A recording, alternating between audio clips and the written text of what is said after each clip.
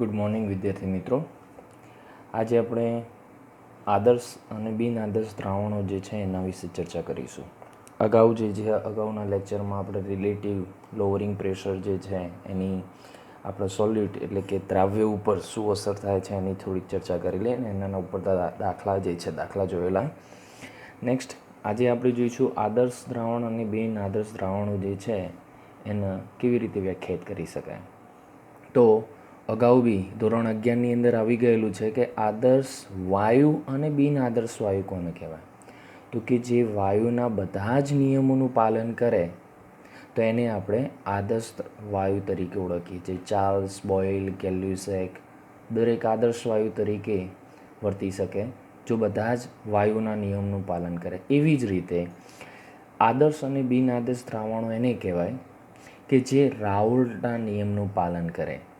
રાઉલ્ટનો નિયમ જે છે રાઉલ્ટના નિયમનું પાલન કરે એને આદર્શ દ્રાવણ તરીકે ઓળખવામાં આવે અને જે રાઉલ્ટના નિયમનું પાલન ન કરે એને બિન આદર્શ દ્રાવણ તરીકે ઓળખવામાં આવે છે. તો અહીંયા મેં થોડીક રૂપરેખા પહેલેથી દોરી રાખેલી છે. એના વિશે થોડુંક આપણે પહેલું પૂર્વ જ્ઞાન જે છે પ્રાપ્ત કરી લઈશું. તો સૌપ્રથમ અહીંયા આપેલું છે શુદ્ધ પ્રવાહી એ. શુદ્ધ પ્રવાહી એ એની અંદર ફક્ત અને ફક્ત એના ઘટકો છે.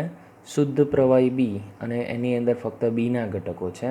અને બંનેને મિશ્ર કરી દીધા પછીની ત્રીજી પરિસ્થિતિ કે જેમાં એ અને બીના ઘટકો અહીંયા આપેલા છે. અગાઉના લેક્ચરમાં પણ ચર્ચા કરેલી છે. ફરીથી આપણે અહીંયા ચર્ચા કરી લઈએ કે અહીંયા પણ બાષ્પ જે તૈયાર થાય એ બાષ્પને આપણે અહીંયા કહીએ છીએ PA0. ઓકે, અને અહીંયા કહીએ છીએ PB0.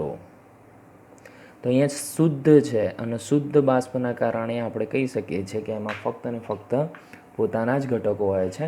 માટે ત્યાં આગળ ઉપર 0 નોટ જે છે દર્શાવવામાં આવે છે.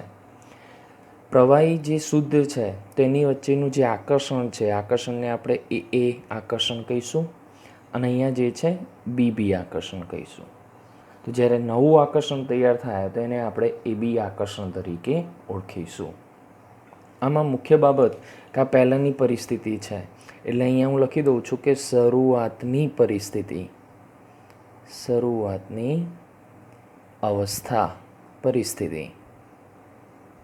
અને આ મિશ્રણ કરી દીધા પછીની ફાઇનલ અંતિમ પરિસ્થિતિ છે અથવા તો અવસ્થા છે. બરાબર. તો આની ઉપર આપણે કેટલાક સૂત્રો જે જોઈ ગયેલા છે એની ચર્ચા કરી લઈએ. દાખલા તરીકે આપણે અહીંયા એવું લખીશું કે PA બરાબર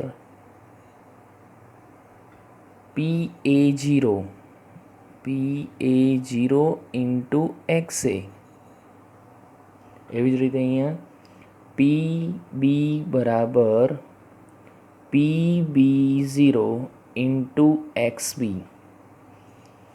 અને બંનેને મિશ્ર કરી દીધા પછી આપણે P ટોટલ શું જોયેલું તો P ટોટલ બરાબર PA0 ઇન્ટુ XA જેને આપણે જીટા કહીએ છીએ અને પ્લસ PB0 ઇન્ટુ જીટા B. તો આ જે સૂત્રો છે એ સૂત્રો ઉપર આપણે થોડીક ફોકસ પાડીશું. તો અહીંયા PA બરાબર PA0 ઇન્ટુ XA એટલે અહીંયા એવું કહેવા માગે છે કે આ શરૂઆતની સ્થિતિ છે કે જ્યારે મિશ્રણ કરવામાં આવેલું નથી. પણ મિશ્રણ કરવામાં ના આવેલું હોય એટલે રાઉલ્ટના નિયમ પ્રમાણે આપણે PA0 ઇન્ટુ XA લખી શકીએ છીએ. પણ જો PAમાં કોઈ ઘટક દાખલ કરવામાં આવે તો માની લો કે નોન વોલાટાઇલ છે, અબાષ્પશીલ છે, તો એના પછી જે મિશ્રણ તૈયાર થાય તો એનું આપણને જે દબાણ મળે છે શુદ્ધ હોતું નથી. માટે એને આપણે PA કહીએ છીએ કે જે અંતિમ અવસ્થા છે, આ શરૂઆતની અવસ્થા છે. એવી રીતે બીમાં કે જો PB0 ઇન્ટુ XB એ શરૂઆતની સ્થિતિ હોય ને એની અંદર કોઈ ઘટક અબાષ્પશીલ નાખવામાં આવે તો એની અંદર પણ જે પરિણામી મિશ્રણ તૈયાર થવાનું છે એ પ્યોર બીનું હશે નહીં, શુદ્ધ બીનું નહીં હોય. માટે એની ઉપર PB0 કરવામાં આવેલું નથી. તો આ અંતિમ અવસ્થા છે. ટૂંકમાં આ સૂત્રની ડાબી બાજુમાં શરૂઆતની અવસ્થા છે અને જમણી બાજુની અવસ્થા જે છે એ શરૂઆતની છે અને ડાબી બાજુની જે અવસ્થા છે એ અંતિમ છે. એવું અહીંયા તો એ તો આ જ સૂત્ર છે કે શરૂઆતમાં PA0 ઇન્ટુ XA અને PB0 × XB એને આપણે અહીંયા જે છે રાઉલ્ટના નિયમથી દર્શાવીશું. બરાબર. જ્યારે આ અંતિમ અવસ્થા છે કે જે આપણે પ્રેક્ટિકલથી નક્કી કરેલું છે કે એની ઉપર કયા પ્રકારનું દબાણ છે. તો બાષ્પ દબાણ કોની લીધે લાગે છે એ અહીંયા નક્કી કરેલું છે. તો આપણે અહીંયા એના માટે ખાસ કરીને મેનોમીટર જે છે મેનોમીટરનો ઉપયોગ કરીએ છીએ. મેનોમીટર અને આ જે પરિસ્થિતિ છે એ ઓબ્ઝર્વ એટલે કે પ્રેક્ટિકલી જે છે આપણે ડિફાઇન કરેલી હોય છે. માટે આને આપણે લખીશું પ્રાયોગિક મૂલ્ય હોય છે ડાબી બાજુનું, અને જમણી બાજુનું મૂલ્ય જે છે એ સૈદ્ધાંતિક મૂલ્ય હોય છે. સૈદ્ધાંતિક કે જે રાઉલ્ટના નિયમથી અથવા તો રાઉલ્ટના સૂત્રથી ગણતરી કરેલી હોય છે. બરાબર. તો અહીંયા કેટલાક ટોપિક છે એ ટોપિકને આપણે પહેલાં જોઈ લઈએ અને ટોપિકને આપણે વારે ઘડીએ ચર્ચા કરવાની છે. તો શરૂઆતમાં ધ્યાન આપજો અને જે બાબતો કીધેલી હોય એ બાબતોની વિડીયો જે છે વારે ઘડીએ રિવાઇન્ડ કરીને પોતાની નોટ જે છે બનાવતા રહેજો. પહેલો પોઈન્ટ છે ડેલ્ટા વી.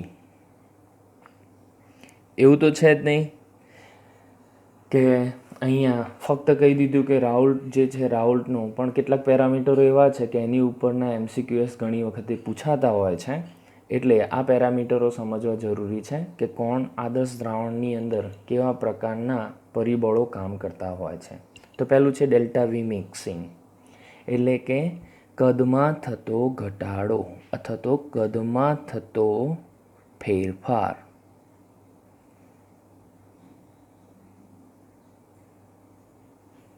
કારણ કે ઘણી વખતે મિશ્રણ તૈયાર કરતી વખતે કદમાં ઘટાડો પણ થઈ શકે, કદમાં વધારો થઈ શકે અને કદ સરખું પણ રહી શકે.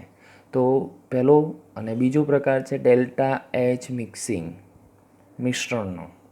ફરીથી કદમાં જેમ કીધેલું છે એ પ્રમાણે અહીંયા આપણે કહી દઈશું ઉર્જા અથવા તો એન્થાલ્પીમાં થતો ફેરફાર. ત્રીજું અને સૌથી મહત્ત્વનું બાબત આણ્વીય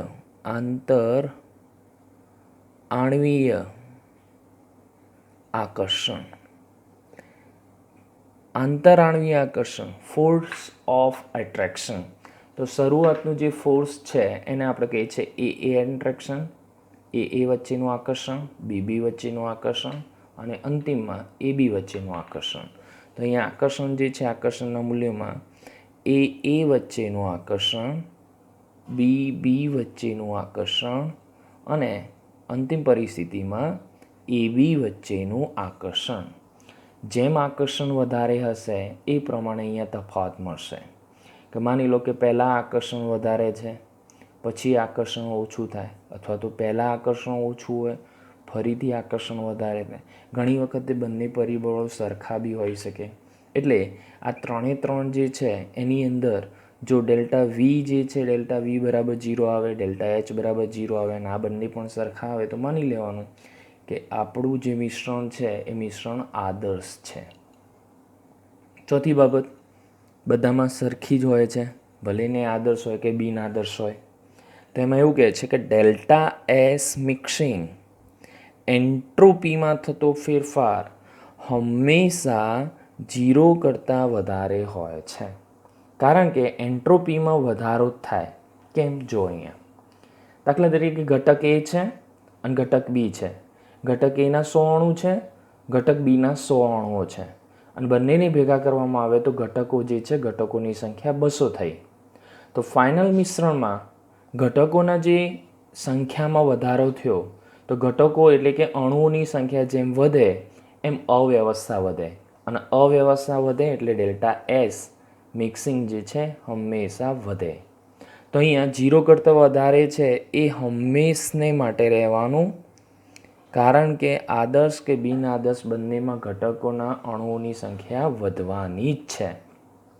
એવી જ રીતે ડેલ્ટા જી મિક્સિંગ ગિબ્સ ઉર્જામાં થતો ફેરફાર એ 0 કરતાં ઓછો હોવાનો. કારણ કે જ્યારે મિશ્રણ તૈયાર કરીએ ત્યારે મિશ્રણ તો તૈયાર થવાનું જ છે, ફાઇનલ જ છે. કારણ કે ત્વરિત પ્રક્રિયા આપમેળે થતી પ્રક્રિયા છે. આપમેળે થતી પ્રક્રિયામાં ડેલ્ટા જીના મૂલ્યો ઋણ મળે છે. તો આખા લેક્ચરમાં આ બે વસ્તુ કોમન છે. તો હંમેશા ડેલ્ટા એસ અને ડેલ્ટા જીનું મૂલ્ય જે છે એ હંમેશને માટે આ પરિસ્થિતિ ધરાવવાનું છે. અને final last but not least સૌથી મહત્ત્વની બાબત જે પહેલી કહેવી જોઈએ કે જો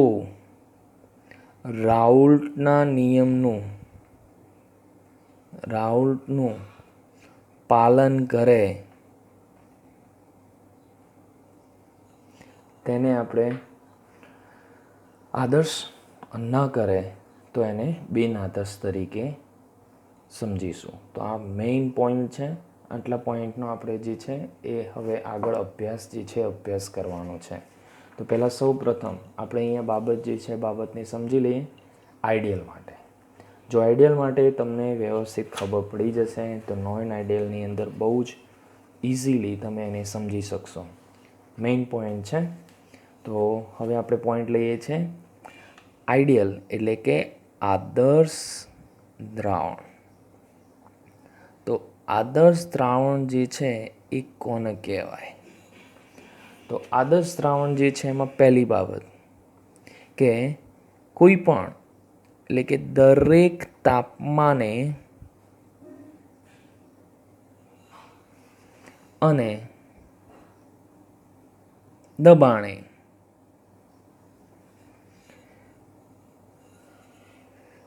કોઈ પણ સાંદ્રતા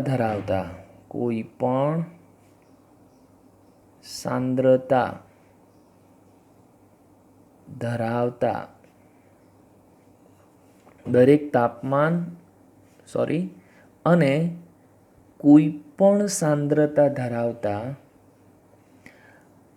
દ્રાવણ એ રાઉલ્ટના નિયમને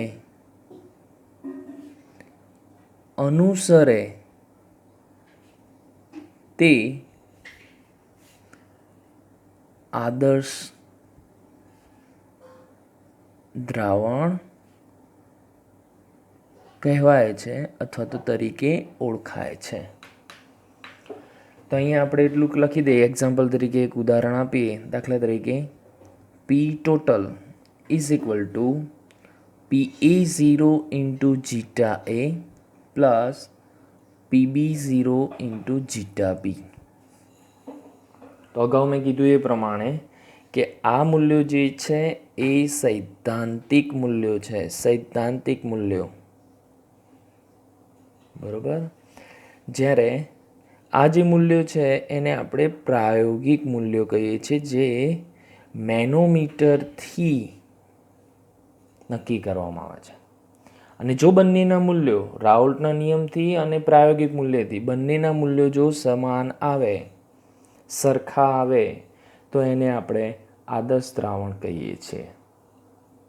બરાબર.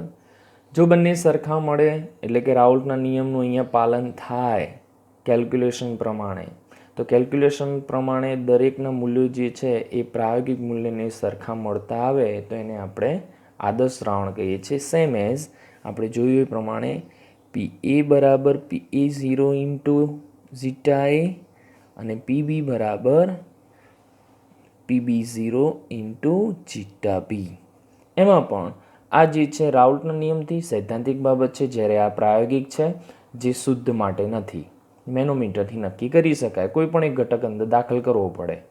આમાં પણ કોઈ પણ એક ઘટક દાખલ કરો અને પ્રવાહીની અંદર કોઈ ઘટક દાખલ કરીએ અને એ ઘટક જે છે એનું મૂલ્ય કેલ્ક્યુલેશન કરી દીધા પછી પ્રાયોગિક સાથે સરખાવી દઈએ અને જો બંને સરખા મળે તો માની લેવાનું કે આપણું જે દ્રાવણ તૈયાર થયું, દ્રાવણ અહીંયા જે તૈયાર થયું એ દ્રાવણ આદર્શ દ્રાવણ છે. એવું જ ડેલ્ટા વીમાં ડેલ્ટા વી એ મેઇન પોઈન્ટ છે અને એનું મૂલ્ય જે છે જો 0 થાય તો એને આપણે આદર્શ દ્રાવણ કહીએ છીએ. કારણ કે એક્ઝામ્પલ આપીએ, રીઝન જે છે રીઝન આપણે કહીએ કે માની લો કે શરૂઆતમાં એ વચ્ચેનું આકર્ષણ અને BB વચ્ચેનું આકર્ષણ, તો તો અહીંયા આકર્ષણ જે છે, આકર્ષણનું મૂલ્ય બંનેનું જો પહેલેથી જ્ઞાત હોય અને મિશ્રણ કરી દીધા પછી એ બી વચ્ચેનું જે આકર્ષણ છે એ આકર્ષણ બંનેનું સરખું થાય, બરાબર, તો તે આદર્શ દ્રાવણ તરીકે વર્તે છે. આપણે ચોક્કસપણે અહીંયા સ્પષ્ટ કહી શકીએ છીએ, યાદ રાખજો કે એ વચ્ચેનું આકર્ષણ, અહીંયા બી વચ્ચેનું જે આકર્ષણ છે એમાંથી નવું આકર્ષણ બન્યું એ બી વચ્ચેનું આકર્ષણ. જો બધા સરખા હોય તો એ આદર્શ દ્રાવણ તરીકે વર્તે છે. તો પહેલાં જેટલું આકર્ષણ હતું એનો સરવાળો પછી જે આકર્ષણ હતું એના સરવાળા જેટલો થાય. એટલે કે અહીંયા આકર્ષણ સરખું હોવાથી કોઈ અણુઓ દૂર ગયા નથી કે કોઈ અણુઓ નજીક આવ્યા નથી. જો અણુઓ દૂર જાય તો કદમાં વધારો થાય અને જો અણુઓ નજીક આવે, વધારે આકર્ષાય તો કદમાં ઘટાડો થાય. તો અહીંયા કોઈ આકર્ષણ થઈને કદમાં ઘટાડો થયો નથી કે કોઈ અપાકર્ષણ થઈને કદમાં વધારો થયો નથી. કારણ કે જેટલું આકર્ષણ પહેલાં હતું એટલું જ મિશ્રણ કરી દીધા પછી આકર્ષણ હતું, માટે ત્યાં આગળ કદમાં થતો જે ફેરફાર છે મિશ્રણનો એ 0 છે. અને કદમાં થતો ફેરફાર જ્યારે 0 હોય ત્યારે એને પણ આપણે આદર્શ દ્રાવણ કહીએ છીએ, બરાબર. તો આ બહુ મહત્ત્વની બાબત હતી કે ફોર્સ ઓફ એટ્રેક્શન બંને બાજુ સરખા હોય, એટલે કે પહેલી પરિસ્થિતિમાં ફોર્સ ઓફ એટ્રેક્શન જેટલું હતું જ એટલું જ અંતિમ સ્થિતિમાં પણ ફોર્સ ઓફ એટ્રેક્શન છે. માટે ત્યાં આગળ આપણે કહી શકીએ કે આદર્શ દ્રાવણ બને. આપણને ખબર છે કે જ્યારે પ્રક્રિયકોના બંધ તૂટે તો ત્યારે આપણે ઉર્જા આપવી પડે. તો બંધ તોડવા માટે ઉર્જાનું શું થશે તો કે શોષણ થશે. જ્યારે નવા બંધનું નિર્માણ થાય, બંધનું નિર્માણ થાય તો ઉર્જા જે છે એ ઉર્જાનું શું થશે તો કે ઉત્સર્જન થશે, બરાબર. અને આ આપણો નેક્સ્ટ પોઈન્ટ છે જેને આપણે કહીએ છીએ ડેલ્ટા એચ. તો ડેલ્ટા એચ મિક્સિંગ, તો ડેલ્ટા એચ મિક્સિંગ જે છે એ કેવો થવો જોઈએ 0.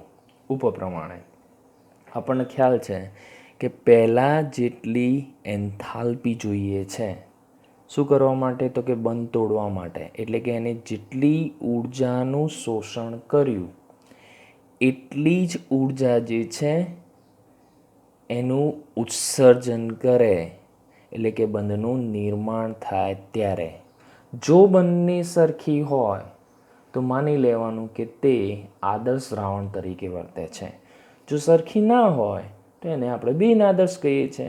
ભલે ને પછી આ બાજુ ડાબી બાજુ વધારે હોય કે જમણી બાજુ, તો એના વિશે આપણે હમણાં ચર્ચા કરીએ છીએ.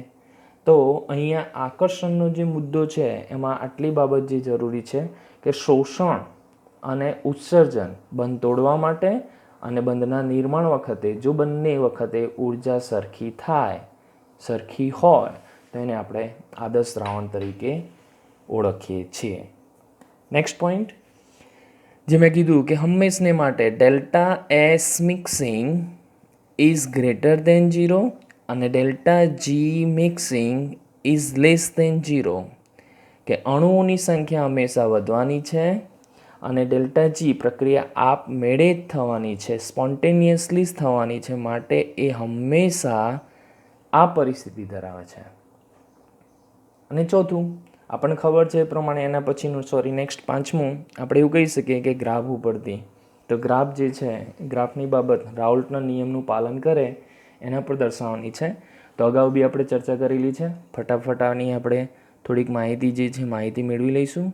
ચલો અહીંયા આપણે દોરી દઈએ છીએ અગાઉ રાઉલ્ટના નિયમમાં જોયેલો એ ગ્રાફ. તો અહીંયા દેખાય છે એ પ્રમાણે એક્સ એ બરાબર 1 અને એક્સ બી બરાબર 0 શુદ્ધ એ માટે એક્સ એ બરાબર 0 અને એક્સ બી બરાબર 1 બરાબર. તો ચલો અહીંયા દેખાય છે એ પ્રમાણે એક્સ એ આ બાજુથી જઈએ તો મૂળ અંશમાં ઘટાડો થાય છે, એ ઘટે છે, બી વધે છે, તો બી વધે છે.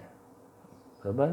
તો અહીં આપણને ખબર છે એ પ્રમાણે કે પી એ બરાબર PA0 ઇન્ટુ એક્સ એ જીટા એ, અને જીટા જે છે જીટાનું મૂલ્ય 1 મૂકીએ તો આપણું પીએ બાષ્પ દબાણ જે છે અહીંયા બાષ્પ દબાણ જે લઈએ છે એ PA0 તેટલું થશે.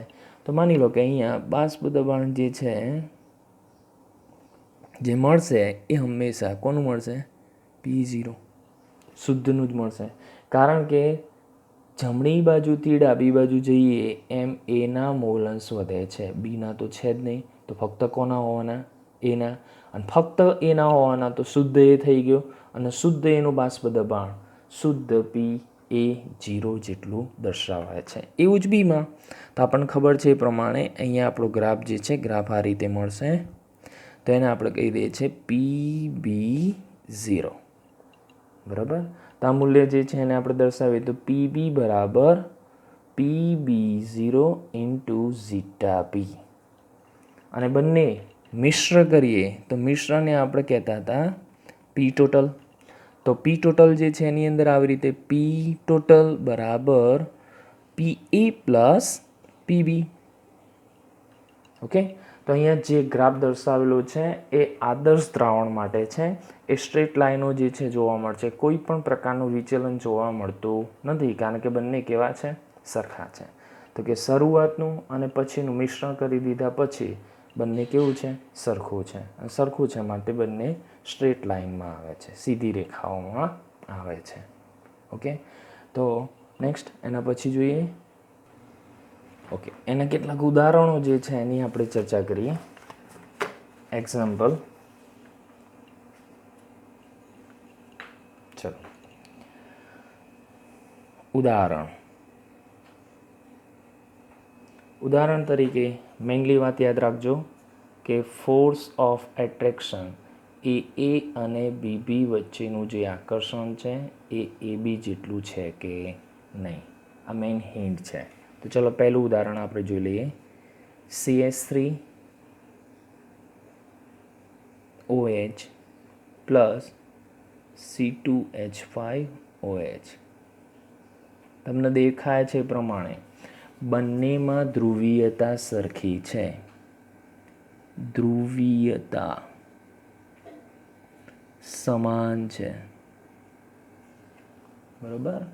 કારણ કે બંનેમાં OH છે, આકર્ષણ એ રીતે રહેશે, પોલર છે, અને બંને પાસેના કદ ધરાવે છે. એટલે કે કહી શકાય કે કદ લગભગ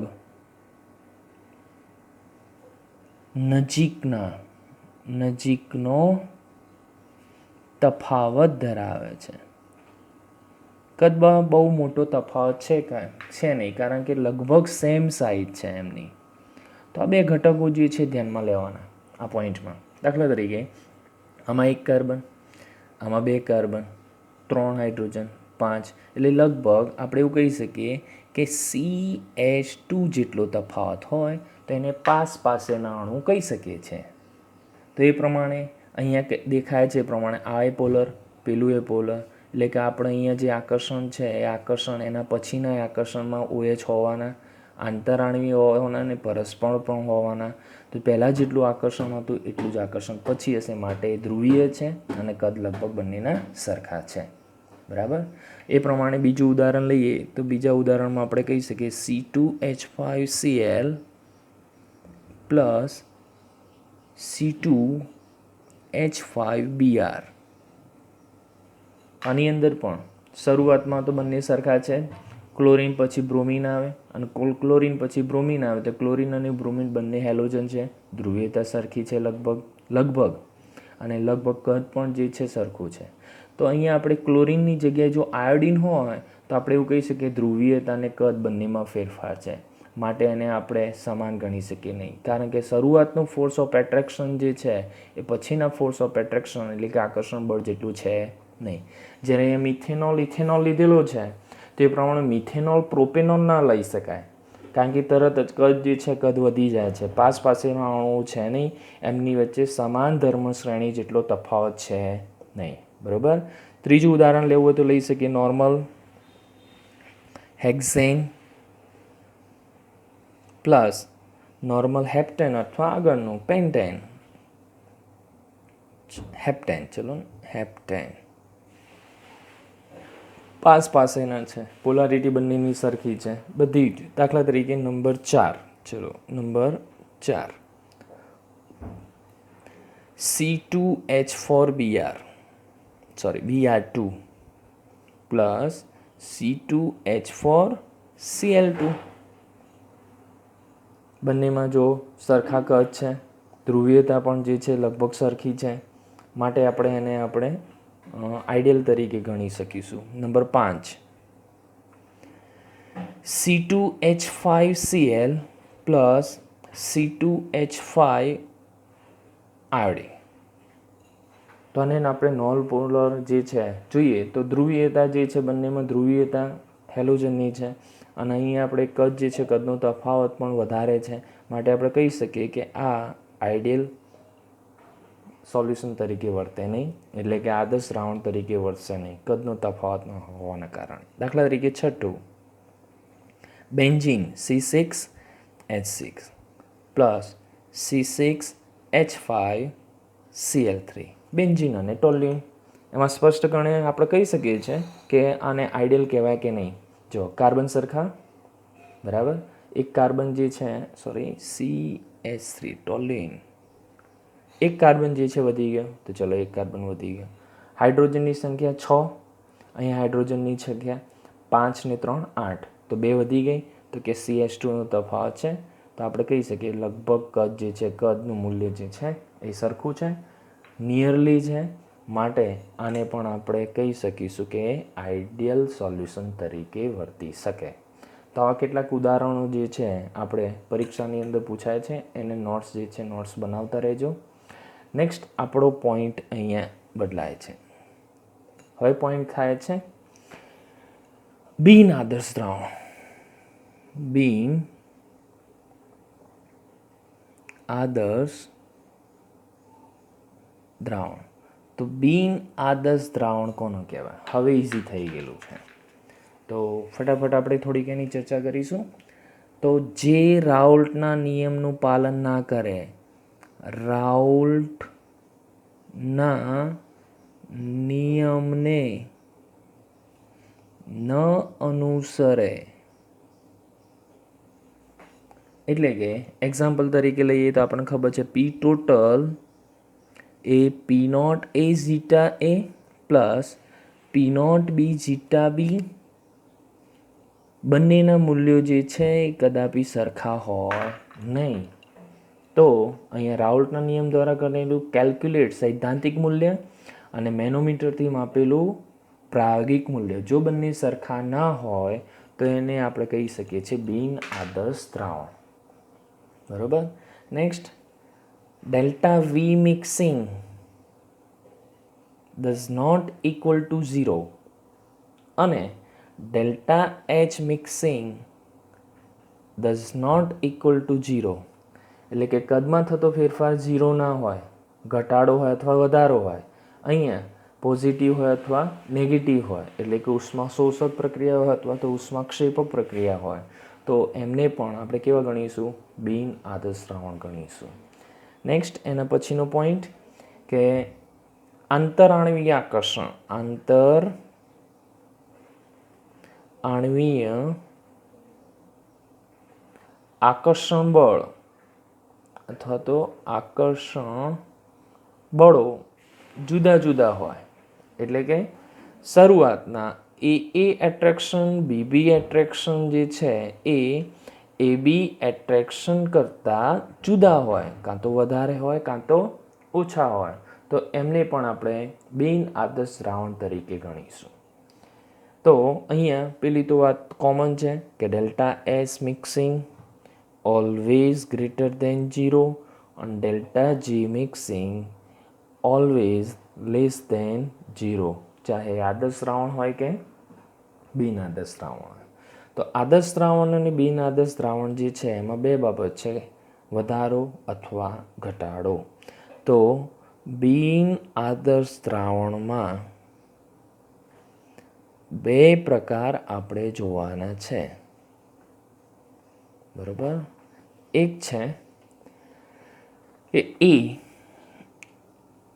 રાઉલ્ટના નિયમથી ઋણ વિચલન ધરાવે, ઋણ વિચલન ધરાવે, ઓકે, અથવા રાઉલ્ટના નિયમથી ધન વિચલન ધરાવે.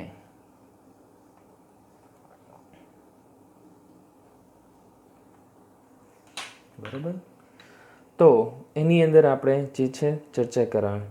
રાઉલ્ટના નિયમથી અગાઉ જે છે અગાઉ જોયેલું છે એ પ્રમાણે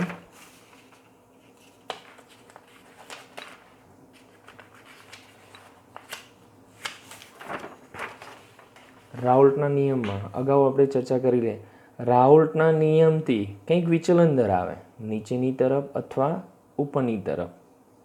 તો વિચલન જે ધરાવે છે એને આપણે બે ભાગમાં વર્ગીકૃત કરી દીધેલું છે કે એક ઋણ વિચલન ધરાવે અથવા ધન વિચલન. તો આપણે એ જોઈશું કે ક્યારે ઋણ વિચલન ધરાવે છે, ક્યારે ધન વિચલન ધરાવે. તો અહીંયા આપણે સ્પષ્ટપણે કહી શકીએ કે ઉપરની બાબતમાં જ્યાં આગળ ડઝ નોટ ઇક્વલ ટુ આપેલા છે, બરાબર, ત્યાં આગળ જો લેસ ધેન આવે, લેસ ધેન, બરાબર, તો એ બધા ઋણ વિચલન કરશે. અને જો ગ્રેટર દેન આવે તો ધન વિચલન થશે, કારણ કે વધુ છે. અને જો ઓછું હોય તો ઋણ વિચલન તરીકે દર્શે. તો ગ્રાફ જે છે નીચે તરફ આવશે, ધન હશે તો ઉપરની તરફ વધશે. તો ક્યારે થઈ શકે એની જે ચર્ચા છે, ચર્ચા આપણે અહીંયા આપણે નોન આઇડિયલની અંદર કેટલાક ઉદાહરણ જે છે એના દ્વારા સ્પષ્ટ કરીએ. તો અગાઉ જે કીધેલું છે એ તો યાદ રાખવાનું જ છે, એ બાબતને આપણે જોડે રાખીશું. અને બિન આદર્શ દ્રાવણ જે છે એમાં પહેલું આપણે જોઈએ ઋણ વિચલન. તો ચલો, બિન આદર્શ દ્રાવણ, બિન આદર્શ દ્રાવણમાં ઋણ વિચલન, બરોબર. તો બિન આદર્શ દ્રાવણમાં ઋણ વિચલન, પહેલી બાબત કે બધું જ કન્સેપ્ચ્યુઅલ છે. જો ખ્યાલ આવી જશે તો તમને કોઈ તકલીફ પડશે નહીં. મગજમાં ધ્યાન રાખજો. થોડીક બાબતો જે છે જોડે આપણે જોતા રહીશું એટલે થોડુંક ભારપૂર્વક એમાં ધ્યાન આપી શકાય. તો પહેલી બાબત ઋણ વિચલન છે. તો આપણે જોયું હતું એ પ્રમાણે P total is less than PA0 into zeta A plus PB0 into zeta B, બરાબર. એટલે કે મેનોમીટર દ્વારા જે પ્રાયોગિક મૂલ્ય મળેલું છે એ રાઉલ્ટના સૂત્ર પ્રમાણે સૈદ્ધાંતિક મૂલ્ય કરતાં ઓછું છે. એટલે કે શરૂઆતનું જે મૂલ્ય હતું એના કરતાં મૂલ્ય ઓછું મળ્યું છે. કોનું? તો કે બાષ્પ દબાણનું. તો કે બાષ્પ દબાણમાં ઘટાડો થયો છે, બરાબર. તો અહીંયા આપણે બીજી પણ બાબતો ધ્યાનમાં લેવાની છે કે PA less than P0 A into zeta A અને PB less than PB0 into zeta P. તો આમાં પણ રાઉલ્ટના નિયમ પ્રમાણેનું જે કેલ્ક્યુલેશન છે એ મિશ્રણ કરી દીધા પછીના બાષ્પ દબાણ કરતાં વધુ છે. તો ઋણ વિચલનનો જે કન્સેપ્ટ છે, કન્સેપ્ટ આપણે અહીંયા ખ્યાલ રાખવાનો છે, ધ્યાનમાં રાખવાનો છે. તો નેક્સ્ટ એની સમજૂતી જે છે આપણે આની રીતે મેળવીશું. તો અગાઉ જે છે આપણે આવા જે ગ્રાફ જે છે એની અંદર આકૃતિ જે છે એની અંદર આપણે જોયેલું છે કે ફાઇનલ અંતિમ અવસ્થાનું બાષ્પ દબાણ ઓછું આવે છે. બાષ્પ દબાણ કેવું આવે છે? અહીંયા ઓછું આવે છે. તો અંતિમ અવસ્થાનું બાષ્પ દબાણ ક્યારે ઓછું આવે? તો બાષ્પ ઓછી બની હોય. અને બાષ્પ ક્યારે ઓછી બને? કે એમની વચ્ચે આકર્ષણ વધારે હોય. તો આકર્ષણ વધી ગયું. ઓકે, તો બાષ્પ દબાણ જે છે, બાષ્પ દબાણ અહીંયા ઓછું થયું અંતિમ અવસ્થામાં. તો અંતિમ અવસ્થામાં બાષ્પનું દબાણ ક્યારે ઓછું થાય? કે જ્યારે બાષ્પ ઓછી બને. અને બાષ્પ ક્યારે ઓછી બને? કે જ્યારે એ અને બી વચ્ચેનું આકર્ષણ વધુ હોય. તો આકર્ષણ વધુ કોના કરતાં? તો કે પહેલાં જે આકર્ષણ હતું એના કરતાં હવે આકર્ષણ કેવું થયું હોય? ઓછું હોય. તો આપણે સ્પષ્ટપણે કહી શકીએ કે PT મીન્સ કે કુલ બાષ્પ દબાણ, જે અંતિમ બાષ્પ દબાણ છે એ ઓછું મળ્યું, કારણ કે એનું બાષ્પ દબાણ જે છે એ બાષ્પ દબાણ આકર્ષણ વધવાના કારણે. તો ફરીથી નોટ્સ બનાવતી વખતે ખાસ ખ્યાલ રાખવો જરૂરી છે કે ફાઇનલ બાષ્પ દબાણ ત્યારે જ ઓછું થાય કે જ્યારે આકર્ષણ વધારે હોય, આકર્ષણ બળ વધુ હોય. અને અહીંયા આકર્ષણ બળ જે છે, આકર્ષણ બળ એ ઓછું હશે. બરાબર? તો અહીંયા આપણે સ્પષ્ટપણે કહી શકીએ કે એ અને બી વચ્ચેનું જે આકર્ષણ બળ છે ઓછું છે, નિર્બળ છે, માટે એની બાષ્પ વરાળ જે છે, બાષ્પ વધુ બનશે. અને બાષ્પ વધુ બનશે માટે કહી શકાય કે બાષ્પ દબાણ વધે છે. એવું ઉલટું કે આકર્ષણ બળ વધુ તો કે બાષ્પ ઓછી બનશે.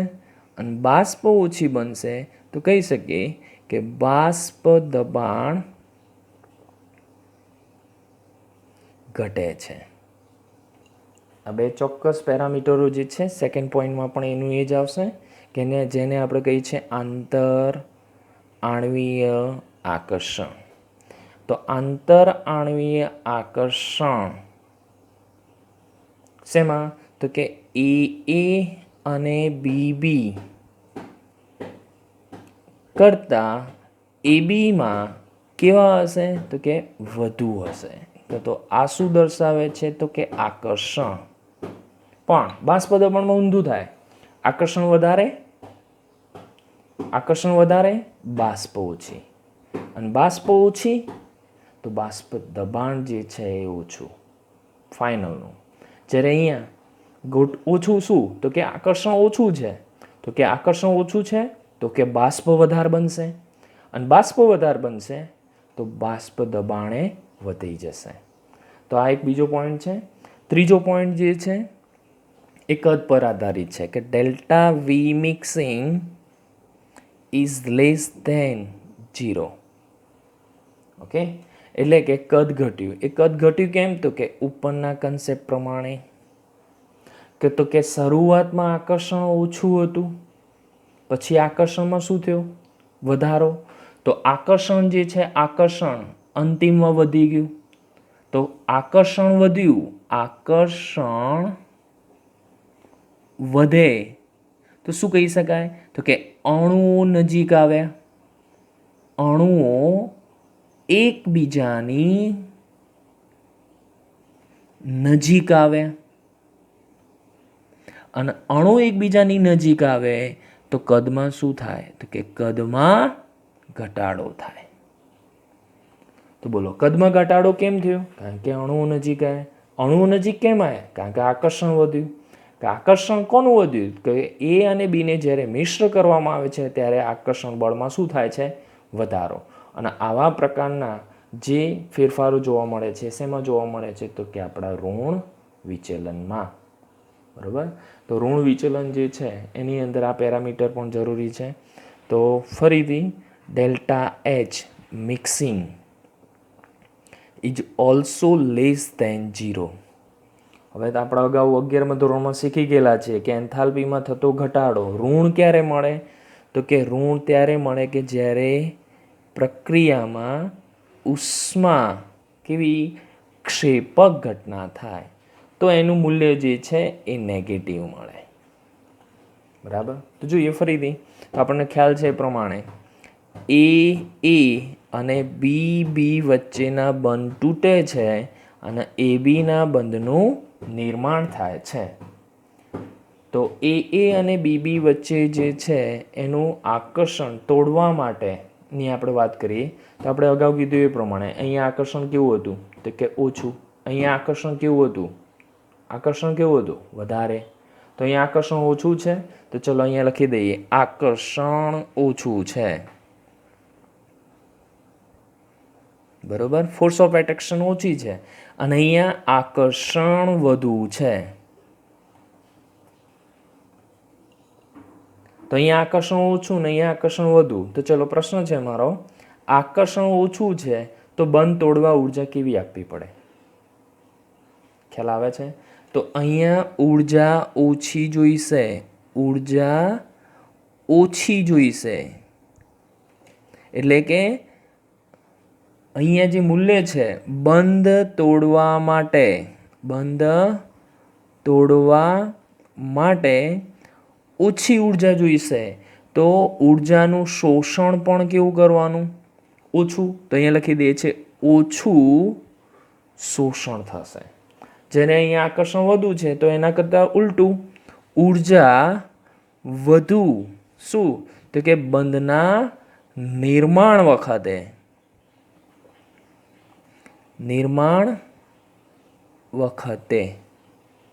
બરોબર. તો બંધના નિર્માણ વખતે અહીંયા વધુ ઉત્સર્જન થશે. સ્પષ્ટપણે દેખી શકાય છે કે બંનેનો આપણે તફાવત લઈએ તો ઓછું શોષણ થાય છે, વધુ ઉત્સર્જન થાય છે, માટે એ પ્રક્રિયા કેવી બનશે, ઉષ્મા ક્ષેપક. તો અહીંયા કન્સેપ્ટ મેઇનલી તો આ જ છે, ફોર્સ ઓફ એટ્રેક્શન. અને force of attraction FOA, force of attraction એ આખા પરિબળો જે છે બધા જ પરિબળો સમજાવી શકે છે. બરાબર. નેક્સ્ટ એના પછીનો પોઈન્ટ સૌથી મહત્વનો, ગ્રાફ. ડેલ્ટા એસ અને ડેલ્ટા જી વિશે વાત કરતા નથી, આપણને ખ્યાલ જ છે હંમેશના માટે ધન અને ઋણ જ રહેશે.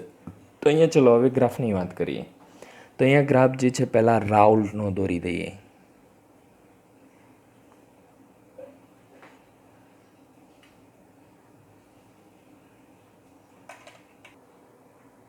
ઓકે, તો આ છે આપણો રાઉલ્ટ જે છે રાઉલ્ટનો ગ્રાફ છે. હવે આપણે અહીંયા જે છે ચર્ચા કરીશું કે બાષ્પ દબાણ જે છે, બાષ્પ દબાણ જ્યારે ઋણ વિચલન દર્શાવતું હોય ત્યારે આપણે અગાઉ શીખી ગયેલા છે, એને ધ્યાનમાં લઈએ કે PE is less than PA0 into zeta A. સમજો કે આ રાઉલ્ટના સૂત્ર પ્રમાણે છે કે મિશ્રણ કર્યા પહેલાંની સ્થિતિ છે, આ મિશ્રણ કર્યા પછીની સ્થિતિ છે કે જ્યારે દ્રાવણ તૈયાર થાય. તો મિશ્રણ કર્યા પહેલાંની સ્થિતિ અહીંયા જે ડાર્ક લીટીથી દર્શાવી છે એ છે. પણ જોઈ શકાય છે એ પ્રમાણે કે પહેલાં જે બાષ્પ દબાણ મળ્યું કેલ્ક્યુલેશન એ વધારે હતું, પણ મિશ્રણ કરી દીધા પછી જે આપણે મેનોમીટરથી માપ્યું એ બાષ્પ દબાણમાં શું થયો, તો કે ઘટાડો થયો. અને ઘટાડો થયો માટે આપણે અહીંયા દર્શાવી શકીએ છીએ કે XCનું જે મૂલ્ય છે PA0 0 વાળું, એનું જે મૂલ્ય છે એ મૂલ્ય જે રાઉલ્ટનું દેખાય છે એના કરતાં ઓછું છે. માટે એમાં આ ગ્રાફ જે છે આવી રીતે કર્વ દર્શાવે છે. બરોબર. તો ઘટાડો થયો, બાષ્પ દબાણ જે હતું એના કરતાં ઓછું થયું. એવી રીતે આપણે અહીંયા પણ PB વિશે પણ વિચારી શકીએ તો કે PB0 ઇન્ટુ ઝીટા બી કરતાં એ ઓછું છે. તો કે શરૂઆતનું રાઉલ્ટના નિયમ પ્રમાણે અહીંયા જે રાઉલ્ટનો નિયમ છે બરાબર ઓકે, પણ એના કરતાં ઓછું થયું. તો ઓછું થયું માટે અહીંયા પણ ગ્રાફ જે છે એ કર્વ પ્રાપ્ત કરે છે. આ કર્વ ડિપેન્ડ કરે છે કેટલો નીચે આવે એ આપણા પદાર્થના પ્રકાર પર આધારિત છે કેવા પ્રકારનો તમે પદાર્થ લીધેલો છે એની પર આધારિત છે. જ્યારે પી ટોટલમાં પણ ખ્યાલ છે કે પી ટોટલનું પણ મૂલ્ય કેવું, તો કે PA0 into zeta A plus PB0 into zeta બી. બરાબર. તો એ પ્રમાણે અહીંયા જે કર્વ છે એ કર્વ નીચેની તરફ આવશે. બરાબર. તો આ ગ્રાફ જે છે, ગ્રાફ ઉપરથી આપણે જોઈ શકીએ છીએ કે અહીંયા ઋણ વિચલન દર્શાવે છે. કેવું વિચલન? તો કે રાઉલ્ટના નિયમથી ઋણ વિચલન દર્શાવતો ગ્રાફ છે. તો ઋણ વિચલન જે છે એના કેટલાક ઉદાહરણો, એક્ઝામ્પલ જે છે, એક્ઝામ્પલ જોઈ લઈએ. પહેલું એક્ઝામ્પલ સમજતા પહેલાં એક વાત નક્કી કરી દઈએ કે અહીંયા ફોર્સ ઓફ એટ્રેક્શન વધવાના કારણે આકર્ષણ બળ જે પહેલાં હતું એના કરતાં પછી આકર્ષણ બળ જે છે વધે છે. અને આકર્ષણ બળ વધે છે પછી અંતિમ અવસ્થામાં, તો આકર્ષણ બળ વધવાના કારણે બાષ્પ ઓછી બનશે, અને બાષ્પ ઓછી બનશે માટે બાષ્પ દબાણમાં ઘટાડો થશે. એટલે અહીંયા ટોટલ જે છે એ લેસ ધેન આવે છે, લેસ ધેન. બરાબર. તો આકર્ષણ બળ જ્યાં પહેલાં હતું એના કરતાં આકર્ષણ બળ પછી શું થાય છે? વધી જાય છે. બરાબર. તો એ પ્રમાણે અહીંયા ઉદાહરણ જે છે, ઉદાહરણ જોઈએ તો પહેલું ઉદાહરણ, આટલી વસ્તુ યાદ રાખજો કે એ અને બી વચ્ચે જે આકર્ષણ હતું એના કરતાં આકર્ષણ, આ જે છે આકર્ષણ માટે છે. બરાબર. આકર્ષણ એ બી વચ્ચેનું વધે છે, અને આકર્ષણ વધવાના કારણે એમાં ઋણ વિચલન જોવા મળે છે. દાખલા તરીકે ક્લોરોફોર્મ CHCl3, NCERTમાં આપેલું છે ઉદાહરણ CH3COCH3. એસિટોન. બરાબર. તો બુકમાં બી આપેલું છે ઉદાહરણ કે અહીંયા જુદા જુદા એ ઘટક અને બી ઘટકની વાત કરીએ તો આપણે સ્પષ્ટપણે કહી શકીએ છીએ કે ક્લોરોફોર્મ જે છે, ક્લોરોફોર્મમાં ત્રણ ક્લોરીન અણુઓ અહીંયા જોડાયેલા છે, Cl. બરાબર. અને અહીંયા એસિટોનમાં ઓક્સિજન જે છે, ઓક્સિજન એની સામે આવી રીતે ગોઠવાયેલો હશે. બરાબર. તો એ પ્રમાણે આપણે કહી શકીએ કે અહીંયા ક્લોરીન જે છે એ પોતાના ઇલેક્ટ્રોન જે છે અહીંયા કાર્બનમાંથી લઈ લેશે, તો અહીંયા પોઝિટિવ આવશે ચાર્જ. અહીંયા ફરીથી પાછું કાર્બન જે છે એ હાઇડ્રોજન જોડેથી લેશે, તો હાઇડ્રોજન વધારે ભિખારી થશે. તો ઇલેક્ટ્રોનમાં આપણને ખ્યાલ છે કે ઓક્સિજન એ ઇલેક્ટ્રોન ડોનર છે, દાનવીર છે. કર્ણ, હાલ ચાલે છે મહાભારત, તો કર્ણ એ દાનવીર તરીકે ઓળખાય છે. તો આપણો કર્ણ છે, અને કર્ણ એ પોતાના ઇલેક્ટ્રોન જે છે અહીંયા હાઇડ્રોજન આપે છે, ત્યાં આગળ નવા આકર્ષણ જે છે, આકર્ષણનું નિર્માણ કરે છે. અને જે નવું આકર્ષણ છે વિદ્યાર્થી મિત્રો, એને આપણે ઓળખીએ છીએ H બંધ. તો H બંધની પ્રબળતા આપણને ખબર છે, આકર્ષણ વધારે હોય છે. જ્યારે પહેલાં ફક્ત એ અને બીમાં એક જ આકર્ષણ હતું, વાન ડર વાલ્સ. અને વાન ડર વાલ્સ આકર્ષણ જે છે, આકર્ષણ ઓછું હોય છે. તો આપણે એક સરસ ઉદાહરણ જે છે એની તરફ જઈ રહ્યા. તો અહીંયા આપણે કહી શકીએ છીએ કે પહેલાં જે આકર્ષણ હતું એના કરતાં પછી આકર્ષણ કેવું થયું? વધારે. માટે આવા પ્રકારના જે ઉદાહરણ છે કયું વિચલન દર્શાવે? તો કે ઋણ વિચલન. બીજી બાબતો પણ ધ્યાનમાં લઈ શકાય કે કદમાં શું થાય? તો કે ઘટાડો થાય. કેવી પ્રક્રિયા થાય? તો કે ઉર્જા મુક્ત થશે. બાષ્પ દબાણ જે છે, બાષ્પ દબાણમાં ઘટાડો થશે. તો આવા કેટલાક ઉદાહરણ છે. એ પાણી સાથે જે છે એની પણ ચર્ચા કરી શકાય, પણ પોલર હોવા જોઈએ. પોલારિટી જે છે એને ધ્યાનમાં લઈશું. ખાસ કરીને આવા ઉદાહરણોમાં આપણે ઘણા બધા ઉદાહરણો આવી રીતે લખી શકીએ કે CHX3, જ્યાં આગળ હેલોજન છે, હેલોજનનું મૂલ્ય ક્લોરીન, બ્રોમિન, આયોડિન ગમે તે લઈ શકાય, અને એની સાપેક્ષમાં કોઈ ઇલેક્ટ્રોનેગેટિવિટી વધારે હોય એવા, બરાબર, દાખલા તરીકે ઓક્સિજન, નાઇટ્રોજન ધરાવતા સંયોજનો અથવા તો ગ્રુપ ધરાવતા સંયોજનો. બરાબર. ઓક્સિજન, નાઇટ્રોજન ગ્રુપ ધરાવતા બધા જે છે એ લઈ શકાય. ત્રીજો પોઈન્ટ જે છે, સ્ટ્રોંગ એસિડ એટલે કે પ્રબળ એસિડ ખનિજ એસિડ તરીકે જે ઓળખીએ છીએ. અને મેં કીધું એ પ્રમાણે પાણી, બરાબર. તો પાણી વચ્ચે આકર્ષણ જે છે એના કરતાં હવે એસિડમાં જુઓ તો આકર્ષણ બળ જે છે વધશે. ખનિજ acid, mineral acid, HCl, HNO3, H2SO4, આ બધા જે છે એનો ઉપયોગ આપણે એમાં કરી શકીએ છીએ, બરાબર. તો આ વાત થઈ એના ઉદાહરણોની. તો આવા કેટલાક ઉદાહરણો બુક્સની અંદર પણ આપેલા છે. હવે આગળ જોઈએ આપણે પોઝિટિવ ડેવિએશન એટલે કે ધન વિચલન. શેમાં? તો કે બિન આદર્શ દ્રાવણમાં ધન વિચલન. ધન વિચલન શેમાંથી? તો કે રાઉલ્ટમાંથી. તો રાઉલ્ટના જે નિયમ છે એ પ્રમાણે જે ધન વિચલન કેવી રીતે દર્શાવાય, કન્સેપ્ટ અહીંયા છે. અહીંયા લેસ દેની જગ્યાએ ગ્રેટર દેન. આકર્ષણ બળ વધી જશે આનું પહેલાંનું. અહીંયા આકર્ષણ બળ કેવું થશે? ઓછું, અંતિમનું, બરાબર. અને અંતિમનું આકર્ષણ ઓછું થાય, સમજો.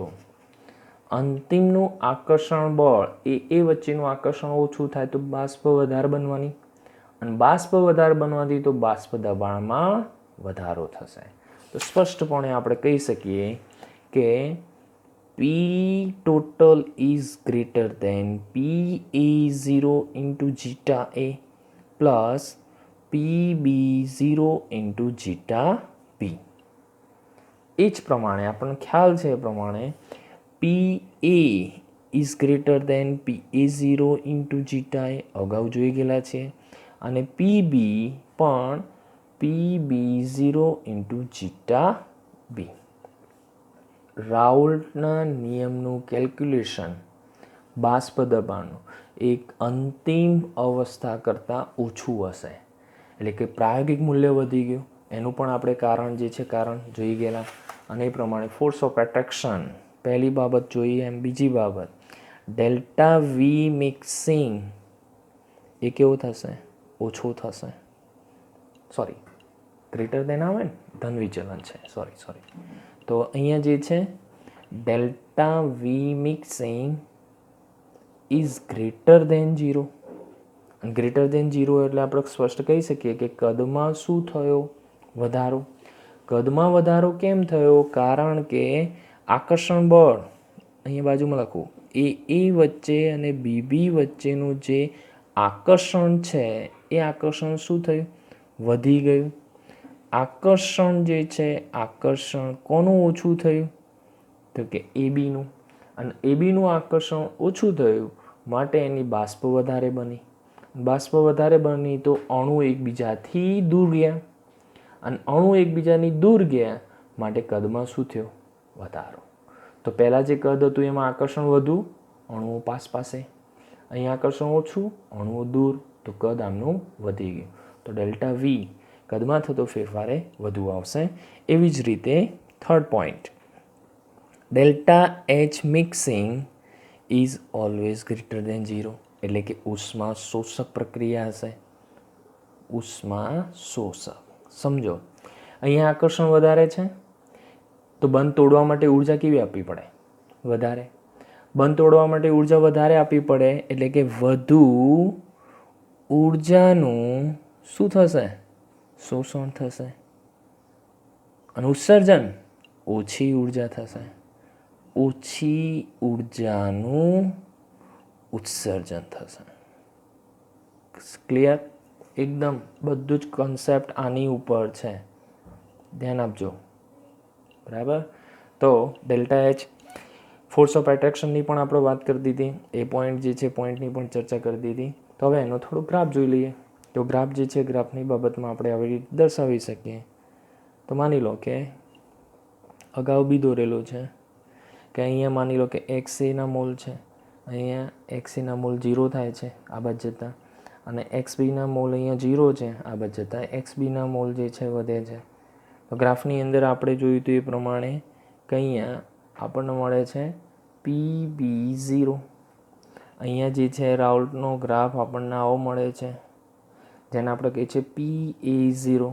અહીંયા મળે છે આપણને ટોટલ, બરાબર.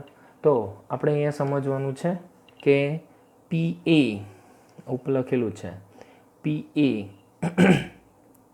Is greater than PA0 into zeta A. તો PAની વાત કરીએ તો એકનું મૂલ્ય અહીંયા આમ ઘટે છે, તો આ જે ગ્રાફ થયો એ PA0નો થયો. અને PAનું 0 આપણને ખબર છે કે એ રાઉલ્ટનો નિયમ છે. પણ એના કરતાં બાષ્પદબાણ કોનું વધી ગયું? તો કે એના મિશ્રણનું વધી ગયું. અને મિશ્રણનું બાષ્પદબાણ વધી ગયાનું કારણ અગાઉ બી જોઈ ગયેલું છે, કારણ કે આકર્ષણ ઓછું થયું.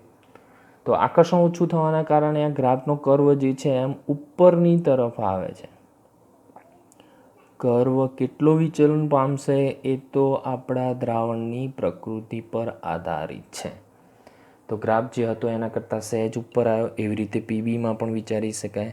PB is greater than PB0 into zeta B into zeta B. બરાબર. તો એ પ્રમાણે આપણે કહી શકીએ છીએ કે ગ્રાફ જે રાઉલ્ટનો હતો એના કરતાં ઉપરની તરફ આપણને વિચલન જોવા મળ્યું. તો જે આ ઉપરની તરફ વિચલન છે એ કોની પર નિર્ભર કરે છે? તો કે ફરીથી દ્રાવણની પ્રકૃતિ પર. P ટોટલ એ કેવું આવશે? આવી રીતે આવશે ઉપરની તરફ. તો આપણે P ટોટલ કહી શકીએ છીએ કે P total is greater than PA0 into zeta A plus PB0 into zeta B. બરાબર. તો આ ગ્રાફ જે છે ગ્રાફમાં બે પ્રકાર આવે છે. બે પ્રકાર. કેટલીક વખતે ગ્રાફ જે છે આમ ઉપરની તરફ આ બંને કરતાં વધી જાય, અને કેટલીક વખતે PA અને PBની વચ્ચે ગ્રાફ રહે. તો એવા જે મિશ્રણ છે એ મિશ્રણને એજીઓટ્રોપિક મિશ્રણ કહેવાય છે. અને આના કેટલાક ઉદાહરણો જોઈ લઈએ ફરીથી. તો ઉદાહરણમાં આપણે અહીંયા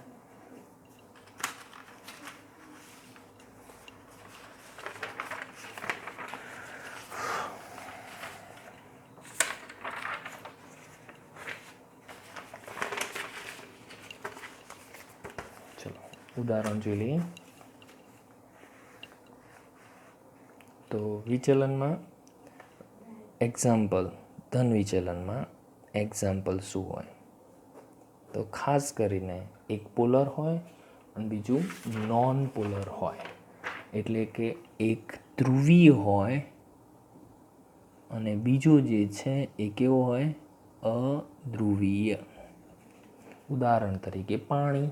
તો માની લો કે H2O છે અને અહીંયા બેન્ઝીન છે.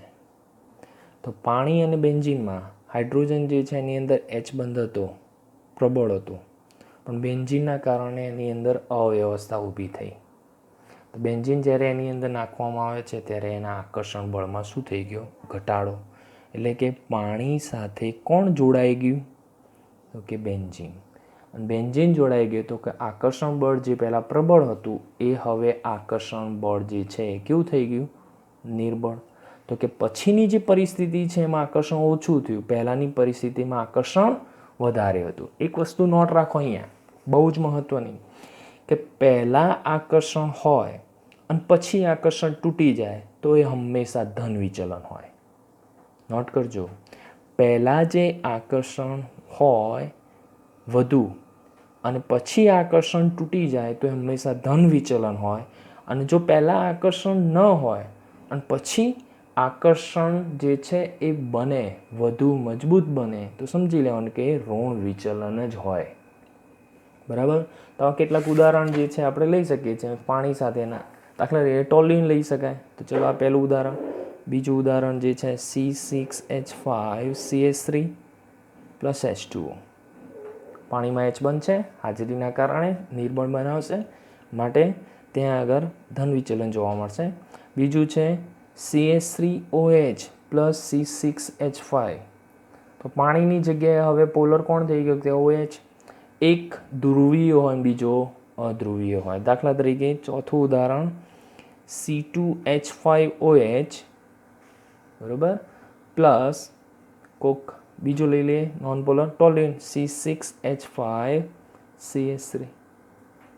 બરાબર. તો આ બધા જે ઉદાહરણ છે ઉદાહરણ આપણે આની બેઝના લઈ શકીએ જે કે જે ધન વિચલન દર્શાવે છે. બરાબર.